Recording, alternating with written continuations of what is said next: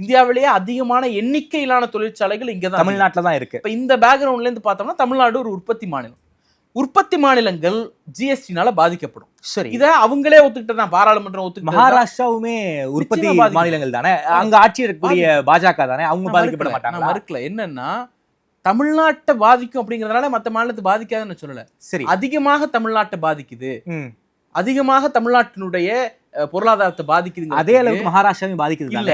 ஏன் அப்படின்னா அவங்க ஆல்ரெடி எஸ்டாப்ளிஷ்ட் எக்கனாமி.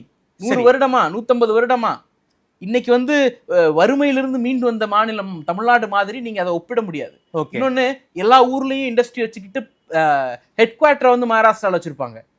அதனால அது பெரிய பொருளாதாரமா தெரியும். நீங்க அந்த பேக்ரவுண்ட்ல பார்த்தோம்னா தமிழ்நாடு அடையிற பாதிப்பு அங்க அடையிற பாதிப்பு ஒண்ணு கிடையாது. உதாரணத்துக்கு இப்ப அந்த உற்பத்தி மாநிலங்கள் பாதிச்சுன்னு சொன்னோம். அந்த காம்பன்சேஷன் இருக்குல்ல, அது கொடுத்தாங்க. ஜிஎஸ்டி காம்பன்சேஷன் ஏன் கொடுத்தாங்க? பாதிப்பு இருக்குங்கிறதுனால தான் இழப்பீடு கொடுத்தீங்க. ஆமா, அப்ப ஜிஎஸ்டினால இழப்பீடே இழப்பே இல்லைன்னு சொல்ல முடியாது. இழப்பு இருந்தது, அதனால நீங்க என்ன பண்ணீங்க? காம்பன்சேஷன் கொடுக்குறாங்க. 2022 நிறுத்திட்டீங்க. 2022க்கு பிறகு அந்த இழப்பு இல்லையா? அப்ப அதிமுக சந்திக்காத சவால் திராவிட முன்னேற்ற கழக அரசு சந்திச்சது. ஏன்னா அவங்க இருக்கிற வரைக்கும் ஜிஎஸ்டி காம்பன்சேஷன் வந்துச்சு பை அக்ரிமெண்ட்.